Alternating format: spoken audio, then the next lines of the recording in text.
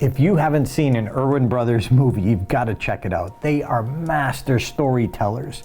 From Woodlawn to I Can Only Imagine, and now American Underdog, the Kurt Warner story. I loved I Can Only Imagine, and coaching and teaching other professional speakers. I tell everyone they've got to watch it because it's so powerful personally to anyone who has that crazy, ridiculous dream. But I remember sitting there at the end of this DVD and I was so caught up in what they've done and how they did it that I'm watching the extra bonus section and I realized what they're saying and what they believe in.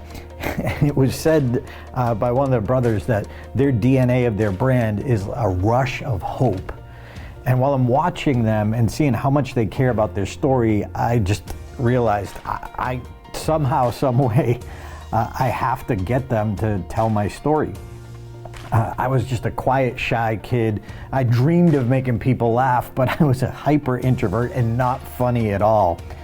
And I gave up on that ridiculous dream. And when I was 23 years old, after a big business failure, I was driving down the road. I'm listening to this motivational tape of a man named Brian Tracy. And he says, "What would you dare to dream if you knew you wouldn't fail?" I thought, I'd be a comedian. How cool would that be? Make an audience laugh and earn a living at that. I thought that'd be the ultimate. All of a sudden, the little doubting voice said, "But that's not you, Darren. You're not funny." Which was true, but that wasn't the question.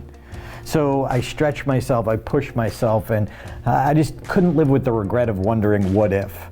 So I went and asked a comedian for advice. He told me, go get this book. I'm like, book?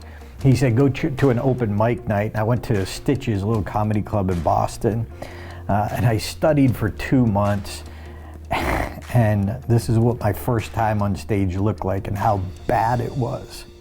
Did anybody ever notice that every other small town in New England takes one little small historical fact and makes it the greatest event in the world? Sorry for my voice, like fluctuating a little bit. But a lot of towns are like this.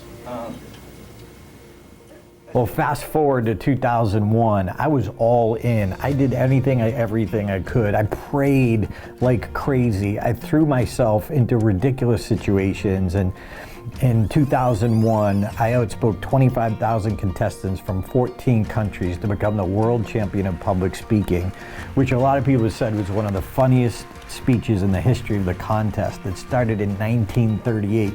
Most people don't even know about it. But my story is definitely a God story. It's the adage from the Bible that is, through Christ, all things are possible. And I love the Erwin Brothers to tell my story. Call me.